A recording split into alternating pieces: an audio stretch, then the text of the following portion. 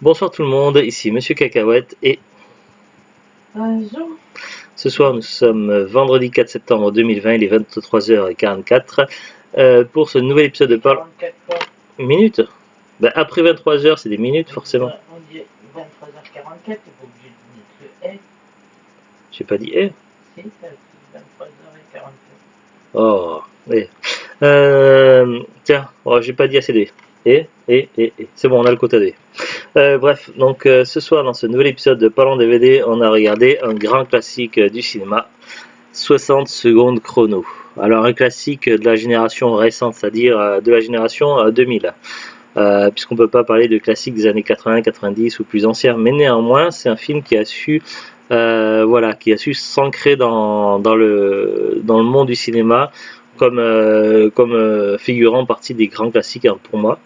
Voilà, donc c'est un film que j'ai pu voir un certain nombre de fois, tout comme j'ai pu voir plein de fois Jurassic Park. Évidemment, faut comparer ce qui est comparable. On va pas comparer une comédie avec un film d'action ou avec un film d'horreur. Donc voilà. Pour ce type de film-là, de braquage de voiture, pour moi, c'est un des titans de ce genre de film-là. Alors on va me dire, oui, mais Fast and Furious.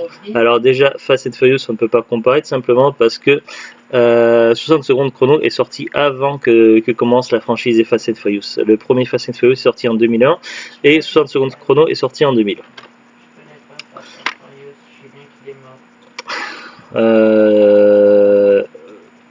Un des acteurs de Fast and Furious est mort, les autres sont toujours vivants. Bon, pour parler... Je comprends rien ce que tu racontes. D'accord. Donc pour revenir à 60 secondes chrono, donc ici il s'agit de la version Director's Cut. Alors me demandez pas ce que change trop la version Director's Cut parce que j'avais vu plein de fois le film et donc je pensais qu'il y aurait peut-être des scènes nouvelles ou des ajouts, tout ça, et j'ai pas l'impression d'avoir vu beaucoup de différences. Alors peut-être qu'avant les versions étaient déjà à Director's Cut mais que c'était pas précisé sur les boîtiers DVD. Alors j'ai dû le voir je sais pas combien de fois, mon père l'avait aussi en DVD et sur son boîtier je crois pas que c'était marqué Director's Cut. Ça c'est un exemplaire qu'on a acheté à Electrodépôt donc il y a 2 ans environ à peu près qui était en promotion. En général les DVD à Electrodépôt ils sont rarement chers. En général Gramax c'est 5 € et encore quand je les achète à Electrodépôt en général c'est plutôt aux alentours des 2 €, 2,99 €. Plutôt dans ces eaux là. De quoi? Si, il y en a, mais ils sont dans un bac, mais c'est les mêmes en fait qu'il y a depuis 1 an et demi. Il n'y a pas de nouveaux arrivages, c'est toujours les mêmes qui traînent et qui ne m'intéressent pas, c'est pour ça. Donc pour revenir au film, alors évidemment c'est un classique, tout le monde ou pratiquement tout le monde en a entendu parler, ou l'a vu au moins une fois, ou en a entendu, ou au moins en a entendu parler un jour ou l'autre. Si toi t'en as entendu parler dans la série Brooklyn Nine-Nine. C'est une série que c'est toi qui m'as fait découvrir et il y a une scène où comment ça s'appelle, il y a une scène il y a une période de protection, le compagnon du chef de police qui est sous protection, qui est sous protection parce que des gangsters veulent l'assassiner. Et donc du coup pour passer le temps, donc le personnage principal de la série et lui donc ils vont regarder des films, et donc je sais plus comment s'appelle le personnage principal de la série, mais il a toute une collection spéciale Nicolas Cage, donc il a amené toute la filmographie, et donc du coup à un moment donné il parle de 60 secondes chrono. Alors de quoi ça parle? Memphis Reigns, Nicolas Cage, aime les voitures. Il les aime tellement qu'à l'époque il est volé pour les conduire. Mais ce temps-là est révolu. Memphis a su s'arrêter avant d'aller trop loin. Il s'est rangé. Son petit frère brûle de la même passion, mais n'a pas la prudence de son aîné. Sa vie est entre les mains d'un dangereux malfrat. Le prix de sa survie, 50 voitures de rêve, 50 bolides d'exception. Voilà, 50 bolides d'exception à voler en une nuit pour sauver son frère. Pour sauver son frère, Memphis va reprendre du service et réunir dans l'urgence ses anciens partenaires. Parmi eux, celui qui lui a tout appris, Otto Halliwell, Robert Duval, celui qui a toujours suivi atteler Jackson Will Patton, et celle qui a toujours aimé la très sexy Sarah Angelina Jolie.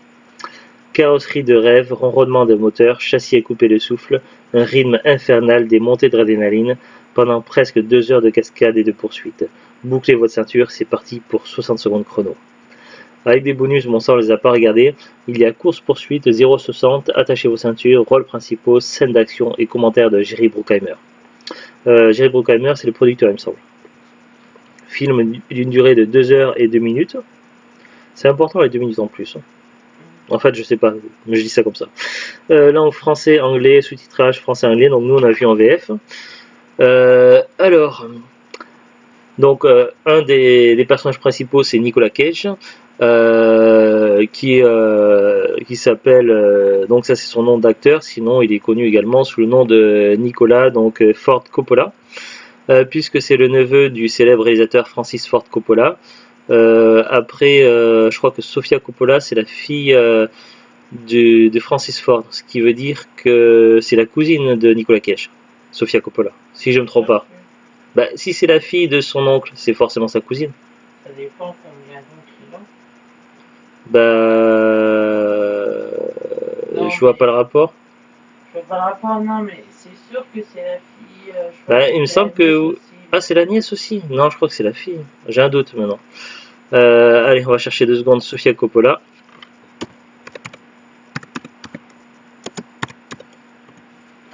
Sofia Coppola, qui est également réalisatrice. Wikipédia. Elle est la fille de Francis Ford Coppola, donc c'est bien la cousine de Nicolas Cage. Oui, mais c'est la fille de. Et c'est marqué, la fille de Francis Ford Coppola, et comme Francis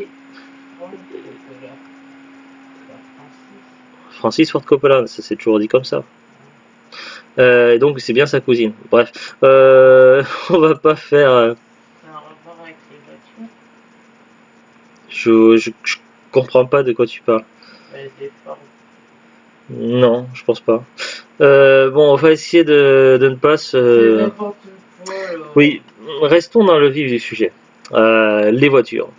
Donc évidemment. Alors, il n'y a pas que Nicolas Cage, donc ça c'était pour la petite anecdote, mais c'est parti je sais pas où. Bref, donc il y a évidemment un casting de rêve, donc t'es usante ce soir. Donc voilà, il y a quand même un casting de rêve, donc il nous cite par exemple Will Patton, Nicolas Cage, Robert Duval, Angelina Jolie, mais il y en a d'autres évidemment. Ça me dit quelque chose. Il y a rien à voir avec Robert Duval, alors. Tu confonds peut-être. Non. Donc voilà, il y en a d'autres. Ça dit vraiment quelque chose. Tous les noms d'acteurs ne sont pas cités là-dessus, mais il y en a d'autres, on y reviendra après. Alors, de quoi parle le film? Donc, on va essayer de résumer un petit peu. Alors, donc, on a donc Nicolas Cage. Alors, comment il s'appelle dans le film déjà? Memphis Reigns, voilà. C'est un ancien voleur assez célèbre qui avait atteint une certaine renommée par où il vivait, sauf qu'il a pris sa retraite et maintenant il s'occupe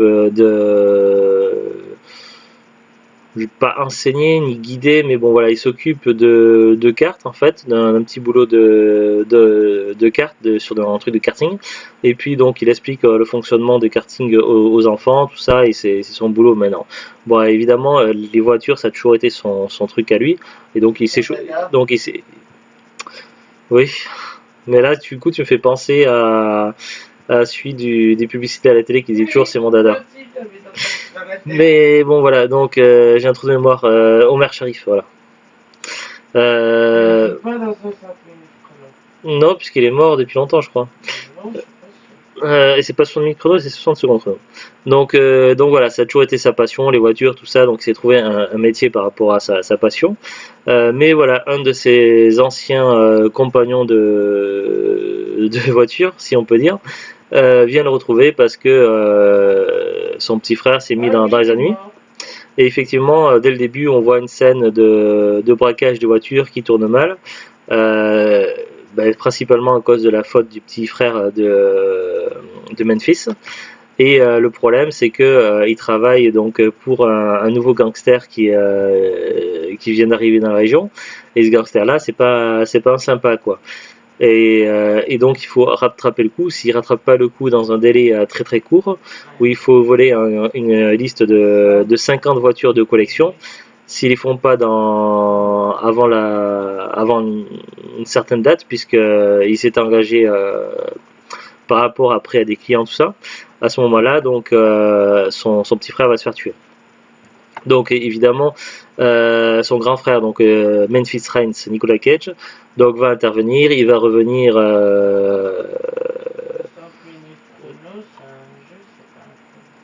Qu'est-ce que tu racontes? Je suis en train de regarder. Oui, mais je suis en train de parler. Les gens qui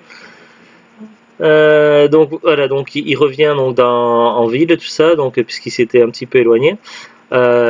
Surtout pour protéger son petit frère et tout ça, parce que leur mère lui reprochait d'avoir une mauvaise influence. Et donc il va devoir reprendre donc ses anciennes habitudes. Il va devoir en premier lieu essayer de reformer une équipe. Alors ça va pas être évident, puisque certains de ses anciens collègues, anciens camarades et amis avec qui il travaillait pour voler des voitures, tout ça, donc certains ne sont plus disponibles. Ils peuvent être par exemple en prison, voire décédés. Et donc évidemment, lorsqu'ils sont, oui, c'est ce que je viens de dire, lorsqu'ils sont décédés ou morts, ils peuvent évidemment pas venir donner un coup de main. Lorsqu'ils sont décédés ou morts, ils peuvent pas donner. Non, ou en prison, je voulais dire. Mais toi, tu me perturbes. Non, c'est pas la même chose. Quand ils sont en prison, ils sont pas décédés. Oui, donc voilà, donc effectivement certains ne sont pas disponibles, parmi donc l'ancienne génération, qui est ceux de l'ancienne génération qui va pouvoir contacter, il y a donc son ex, qui est joué par Angelina Jolie. Et puis bon, le problème c'est qu'ils vont pas avoir, si le précise. Bon, s'il te plaît, je vais jamais y arriver. Non, on s'en fiche pas. Donc voilà, donc le souci c'est qu'ils vont pas avoir du coup assez de monde pour monter le coup, parce que ils vont devoir voler 50 voitures en une seule nuit. S'ils font sur plusieurs jours, c'est pas faisable, parce que après ça va trop attirer l'attention, ça sera pas faisable. En plus le temps leur est compté, donc ils ne pourront le faire qu'une seule fois. Donc du coup ils vont devoir prendre quelques personnes de la nouvelle génération, donc évidemment donc le petit frère de Memphis, ainsi que quelques-uns de ses camarades, et donc l'ancienne génération et la nouvelle génération vont devoir apprendre à travailler en équipe pour monter le projet, le cast. Évidemment, la police va être sur le qui-vive, notamment deux inspecteurs, dont un ancien inspecteur qui a juré donc d'arrêter donc Memphis. Seulement, il n'a pas réussi dans le passé, donc il va vouloir essayer cette fois-ci de le choper, de le prendre en plein flagrant de délit. Et en même temps, parmi la liste des 50 voitures, il y a la fameuse Ford Mustang Shelby GT 500, je crois, si je ne me trompe pas. Donc voilà, une voiture mythique, une voiture qu'il a toujours essayé de voler, mais qu'il n'a jamais réussi. À chaque fois, ça partait mal. Et d'ailleurs, il a surnommé son Eleanor. Et cette voiture-là, il se la garde pour la fin. Et évidemment, on se doute qu'à la fin, il va y avoir une grande scène qui va être liée à cette voiture. Donc c'est un film de casse de voitures, comme on peut en voir maintenant beaucoup, puisque c'est devenu à la mode grâce à la franchise des Fast and Furious. Mais avant... il y a des courses, mais il y a aussi des vols de voitures, il y a les deux. Et il y a aussi la police qui se met là-dedans. Voilà, donc Fast and Furious a contribué grandement à démocratiser ce genre de film, mais avant 60 secondes chrono, il y avait quasiment pas de film de ce type-là. C'était vraiment, ça se faisait très très peu. Et donc ce film-là a eu un gros impact, a eu beaucoup de succès. Et derrière, un an après, est sorti Fast and Furious, premier du nom, puis après toute la série des Fast and Furious et tout plein de films qui ont essayé d'imiter. Mais voilà, ça a été vraiment, pour moi, je pense, bon après il y a eu quelques films bien sûr un petit peu dans ce genre-là bien avant, mais ça fait quand même partie de notre génération, ça fait partie des précurseurs. Et 160 secondes chrono, peut-être que la série des Fast and Furious n'aurait pas le même impact à l'heure actuelle. En tout cas, voilà, ça fait partie des films classiques que si vous êtes amateur de ce genre de film-là, il faut absolument l'avoir vu au moins une fois. En tout cas, moi je l'ai vu plusieurs fois, je connaissais l'histoire, bien qu'il y avait quelques détails que j'avais oubliés. Et franchement, toujours un plaisir de le revoir. Ces genres de films, même si on connaît l'histoire, ça fait toujours plaisir à revoir. Ça fait partie des classiques que l'on peut voir plusieurs fois, comme par exemple le premier Jurassic Park. Donc évidemment il y a un petit peu d'action, bon, ça parle évidemment beaucoup autour des voitures, de la passion des voitures, du vol, tout ça. Il y a des passages sérieux, il y a aussi un petit peu d'humour par moment. Le jeu d'acteur en VF est plutôt bon, donc il n'y a pas de problème. La musique est vraiment extraordinaire. La musique est également culte. Franchement, il y a plusieurs musiques qui sont utilisées dans le film, mais il y en a une qui revient en plusieurs reprises avec un petit côté nostalgique dans le son de la musique. On entend tout ça. Ça fait un petit peu comme ah, mais je sais pas le dire moi, mais voilà. Et la musique est toujours utilisée au bon moment, au moment adéquat, et vraiment, c'est une musique qui est culte, et qui pour moi qui est mythique et qui contribue à rajouter encore plus dans l'ambiance du film. Et on retrouve également donc parmi les nombreux acteurs donc Nicolas Cage qui est au top de sa forme et à cette époque-là il n'avait pas l'âge actuel, bon forcément c'est logique vous allez me dire, mais il n'était pas tout jeune dans sa carrière d'acteur je voulais dire, mais il n'était pas non plus à l'heure actuelle, donc il était vraiment au top de sa forme.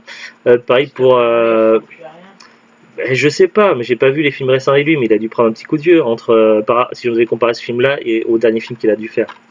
Donc c'est pour ça que je disais il était vraiment au meilleur de sa forme. C'est le cas également de Angelina Jolie qui a fait pas mal de films, plutôt bon dans l'ensemble, mais bon après dans certains films elle est mieux que d'autres. Même s'il est pas trop mal par exemple dans les Tomb Raider qui sont quand même assez moyens. Là, elle est vraiment extraordinaire. C'est vraiment un de ses meilleurs rôles pour moi dans 60 secondes chrono. C'est pas forcément un grand rôle, elle apparaît pas non plus très souvent, mais elle est vraiment au top dans ce film-là. Voilà, donc si vous n'avez pas vu le film et que c'est un genre de film qui peut vous plaire, franchement, je le recommande sans hésiter. Pour moi, ça fait partie des grands films cultes du cinéma, dans ce genre-là en tout cas. Alors, on va jeter un petit coup d'œil sur les fiches Wikipédia, puisque là après on aura plus de détails et la liste complète des acteurs. Alors le film est sorti évidemment en 2000. Alors ils nous disent 60 secondes chrono ou parti en 60 secondes au Québec. Ils auraient pas dû le traduire en français. Parti en 60 secondes, parti en 60 secondes ça pète pas du tout quoi. Avec 60 secondes chrono ça claque. Le titre original c'était Gone in 60. Donc oui, c'est parti en. Si on traduisait littéralement, ça voulait dire partir 60 secondes. Donc au Québec, ils ont vraiment traduit littéralement mot à mot. Alors que 60 secondes chrono, ça claque quand même plus. Un film américain réalisé par Dominic Sena, sorti en 2000. Il s'agit d'une reprise, donc en fait, c'est une sorte de remake ou de reboot d'un film qui s'appelait La Grande Casse. Gone in 60 secondes de Henry Blyth Aliki qui était sorti en 74. Donc en fait ils ont remis au bout du jour un film des années 70. Synopsis, alors là il y a juste une ligne sur Wikipédia. Un ancien voleur de voiture reprend le service pour un dernier coup afin de sauver la vie de son frère. Alors, fiche technique, donc aux États-Unis il est sorti le 9 juin 2000, en France le 23 août 2000. Un budget de 90 millions de dollars, donc c'est quand même un gros budget. Après, qu'est-ce qu'il a rapporté? Là, ils disent pas, peut-être plus loin après. Alors, le casting, donc on a Nicolas Cage qui joue Randall Haynes, entre parenthèses Memphis. Giovanni Ribisi qui joue Kid Haynes. Alors c'est un nom qui vous dit quelque chose parce qu'il commence à se faire connaître depuis un certain nombre d'années, mais il n'était pas encore trop connu quand il a joué dans 60 secondes sans chrono, et son plus grand rôle avant, je crois que c'était le petit frère de Phoebe dans Friends. Alors maintenant je ne sais pas trop ce qu'il a fait, donc on va jeter un coup d'œil vite fait. Alors Giovanni Ribisi, donc c'est vrai qu'il a quand même, maintenant ouais, il a quand même fait pas mal, il a commencé en 95 dans le cinéma, et son dernier film sortira en 2021, c'est Avatar 2, de James Cameron. Et dans les séries télé, alors téléfilm et séries télé, donc il y a pas mal de choses. Donc on peut citer entre autres La Cinquième Dimension, Marié 2 enfants, Les années coup de cœur, Walker Texas Ranger, New York Police Blues, X-Files Frontières du réel, Friends, Earl, Sneaky Pete. Mais là, la dernière série qu'il a fait, c'était en 2015. Donc après, c'est surtout au cinéma. Au cinéma, donc il a commencé en 95 dans Le Voleur d'âme. Après, ses plus gros films, ses plus gros rôles. Il a joué dans The Postman de Kevin Costner, Lob Highway de David Lynch. Après, est-ce que c'était peut-être des petits rôles, ça je sais pas. Il faut sauver le soldat Ryan de Spielberg en 98. Virgin Suicide en 99. Les Initiés en 2000. Il est bien ce film, Les Initiés. 60 secondes chrono en 2000. Lost in Translation en 2003. Retour à Cold Mountain en 2003. Captain Sky et le monde de demain en 2004. Je les cite pas tous évidemment. 2009, il jouait dans Avatar, il jouait Parker Selfridge. 2012 dans Ted, 2014 Albert l'Ouest, etc., etc. Mais le prochain film c'est Avatar 2. Alors donc on a dit qu'il y avait Giovanni Ribisi dans 60 secondes chrono, Nicolas Cage, Angelina Jolie, Will Patton, Delroy Lindo, Chi McBride, Robert Duval, Christopher Eccleston. Alors si je ne me trompe pas, si je dis pas de bêtises, il me semble que c'est un des Doctor Who. Alors, télévision, série télé, alors Casualty, Doctor Who, le Docteur. Il joue 13 épisodes. Il me semble que c'était le premier Docteur du reboot de la franchise Doctor Who, si je ne me trompe pas. Alors il y avait également William Lee Scott, Timothy Olyphant. Ah, Timothy Olyphant, me dit quelque chose, je crois qu'il n'a pas joué dans les James Bond. En tout cas, il a joué dans un des deux. Le film avec un tueur à gages là. Tu sais, c'est un jeu vidéo aussi, The Glut. Tu vois ce que je parle? Tu dors? Tu sais, le jeu vidéo avec un tueur à gages, il y avait deux films comme ça. Il a l'agent 13 ou je sais pas quoi là. Tu vois de quoi je parle? Tu sais, il a un code barre avec écrit 13 dans le dos et qui tue des gens, un type chauve. Toujours un costard noir. Bref, donc il me semble qu'il a joué dans un des deux. Timothy Olyphant, Vinnie Jones qui est très connu, qui joue dans de plus en plus de rôles. Alors je sais pas si c'est un acteur russe ou un acteur américain, il a joué dans les films russes, je sais. Donc là il joue le Sphinx. Est-ce qu'ils nous disent? Alors il est né, c'est un acteur britannique qui est né en 65 au Royaume-Uni. Et c'est vrai qu'il commence à être de plus en plus présent. Nous on l'a vu dans 60 secondes chrono, on l'a vu dans Snatch. On l'a vu dans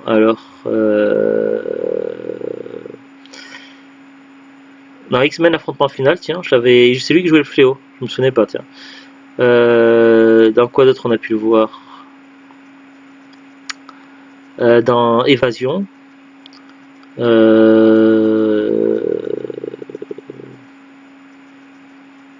Dans Titanium, ça c'est un film russe, voilà, dans Titanium en 2015. Et après je sais plus, on l'a vu plusieurs fois.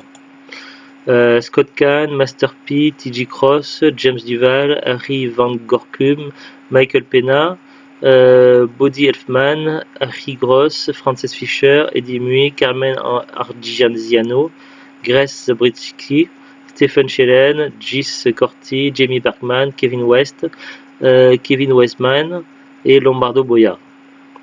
Critique. Le film a suscité une réaction mitigée de la part des critiques. Agrégateur de critiques Rotten Tomatoes rapporte que 25% sur 137 critiques ont donné au film une critique mitigée avec une note moyenne de 4,4 sur 10. Le consensus critique du site web est le suivant. Même si les détenteurs des Oscars Nicolas Cage, Angelina Jolie et Robert Duval sont venus à bord pour ce projet, la qualité de 60 secondes chrono est malheureusement décevante. Les scènes de poursuite sont ennuyeuses. Bon, c'est vrai que les scènes de poursuite sont pas extraordinaires, mais c'est pas ça le film. C'est tout l'ensemble qui fait le film. Sur Metacritic, le film a une moyenne pondérée de 35 sur 100 pour la base de 34 critiques, indiquant des critiques mitigées. Les spectateurs interrogés par CinemaScore ont attribué au film une note moyenne de B+, sur une échelle de A+, à F. Franchement, B+, c'est très, très bien, quoi. Après, il parle du box-office, tout ça. Il y a la liste des voitures, ça c'est intéressant. Dans le film, chacune des voitures se voit attribuer un numéro ainsi qu'un prénom féminin de manière à éviter que les transmissions radio ne soient décryptées. La liste telle qu'elle apparaît dans le film est la suivante. Aston Martin DB7, Aston Martin DB1. Bon, je vais pas citer tous les modèles de voitures, mais bon, il y a des Aston Martin, il y a des Bentley, des Cadillac, des Chevrolet, un Hummer, un D Tommaso Pantera, des Dodge, non, une Dodge Viper, coupé GTS, des Ferrari, une Ford T-Burn, une GMC Yukon, une Infiniti Q45, des Jaguar, des Lamborghini, des Lambo, Lexus, des Mercedes, Lincoln Navigator, Mercury, Plymouth, Pontiac, Porsche, la Shelby Mustang GT500, une autre Shelby, la AC Cobra, des Toyota, une Volvo, donc ouais, il y a beaucoup de superbes voitures. Les musiques du film, il y en a pas mal, on est dans un site 14. Et là, ils nous disent après, les 5 morceaux suivants apparaissent dans le film ne sont pas inclus dans la bande originale. Donc après, il y en a encore 5 autres qui apparaissent dans le film qui ne sont pas inclus dans la bande originale. Alors je sais pas c'est laquelle ma préférée, faudrait que je les les écoute une par une pour trouver c'est laquelle que j'aime beaucoup. Plus récemment, affaire B is for Build. La chaîne YouTube B is for Build est une chaîne réputée pour modifier des voitures. Un de leurs projets fut la construction d'une Ford Mustang Eleanor s'inspirant de celle du film. Le 1er juin 2020, le propriétaire de la chaîne YouTube a annoncé que le véhicule en question a été saisi par la compagnie de production car cette Mustang serait un personnage du film. Cet événement a été perçu comme une grande injustice pour toute la communauté automobile et a soulevé de nombreuses questions quant aux limitations liées à la création de véhicules s'inspirant de films. S'ils ont créé une voiture, après ils ont peut-être pas forcément les droits de la montrer sur des réseaux sociaux ou quoi, ou des vidéos, mais normalement s'ils l'ont créé et qu'ils l'ont acheté pièce par pièce, ils en sont propriétaires. Si voyons voir, ils nous disent, si la compagnie de production prend cette voiture, la saisit, pour moi ça serait du vol du coup. Enfin c'est assez borderline quand même cette affaire. Voilà, donc pas grand chose à dire de plus sur Wikipédia. Moi je vais rajouter une petite anecdote. Donc un des personnages, celui qui est joué par Vinnie Jones, je vérifie que je dis pas de bêtises. Oui voilà, celui qui est joué par Vinnie Jones, donc il a le surnom le Sphinx. Donc c'est un personnage pas très bavard, mais je sais pas si c'est un petit clin d'œil ou une référence au réalisateur et acteur qui est j'ai un trou de mémoire sur le coup de mince.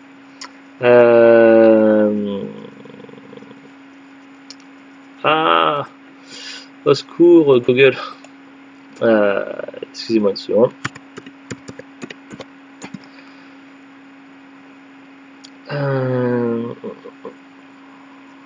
Kevin Smith, voilà. Alors je sais pas si le personnage, si c'est juste une coïncidence ou si c'est une petite référence à l'acteur réalisateur Kevin Smith, mais si vous connaissez les films réalisés par Kevin Smith où il joue un rôle, donc il y a deux personnages qui sont toujours ensemble. Ah, j'ai un trou de mémoire, mince. Jay and Bob. Jay and Silent Bob. Voilà, Kevin Smith dans ses films il joue le personnage de Silent Bob. Et c'est pas pour rien qu'il s'appelle Silent Bob. Mais par contre, lorsqu'il se met à parler, il est très très bavard. Donc voilà, je vais essayer de ne pas trop spoiler, mais bon, pour moi, le personnage de Sphinx dans 60 secondes chrono, ça ressemble beaucoup à un hommage à Kevin Smith. Après, c'est peut-être juste une coïncidence, mais voilà, la similitude est quand même très très flagrante. Voilà. Alors le DVD, donc c'est un DVD qu'on avait acheté avec Trop Dépôt, donc je pense qu'on a dû payer 2,99 en version Director's Cut. Alors je ne sais pas bien la différence entre la version Director's Cut et standard, ou est-ce que c'est peut-être par rapport au bonus. Est-ce qu'ils nous parlent là-dessus sur Wikipédia? Non, ils disent pas. Hein. Durée 117 minutes. 117 minutes, ça ferait moins de 2 heures. Donc je pense peut-être que la version DVD a toujours été une Director's Cut et que c'est la version cinéma qui avait des scènes en moins peut-être. Parce que moi j'ai 2h02, 2 heures ça fait 120 minutes. 120 minutes plus 2 minutes ça fait 122 minutes. Et sur Wikipédia c'est marqué 117. Donc effectivement il y a une différence au niveau de la durée. Mais je sais pas s'il y a vraiment une version DVD avec 117 minutes. J'ai un doute là-dessus. Voilà. Alors est-ce qu'il y a un bon plan pour trouver ce DVD là? Donc c'est un DVD quand même qui est relativement courant, qui a été aperçu assez souvent dans les magasins de discount. Maintenant, comme il date un petit peu, vous allez peut-être pas forcément le trouver dans les grandes surfaces. Après, évidemment, si vous allez dans un magasin d'occasion, style Cash, dans les brocantes, tout ça, vous allez pas trop galérer à le trouver. Après, si vous voulez absolument neuf et que vous voulez passer par internet, si on fait une simple recherche sur Amazon.fr, donc on tape 60 secondes chrono dans la rubrique DVD Blu-ray, et on tombe assez facilement. Donc expédié et vendu par Amazon pour 7,99€.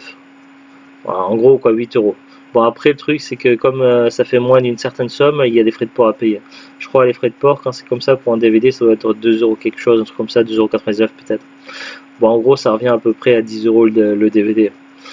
ce qui est un prix assez correct, mais bon, comme le film date un petit peu, donc je pense qu'il y a moyen de, en cherchant bien dans les magasins un petit peu, pas Jiffy, parce que Jiffy fait plus tout de DVD, mais ouais, il y a d'autres magasins un petit peu comme Jiffy où on peut trouver des DVD ou des cages, des trucs comme ça.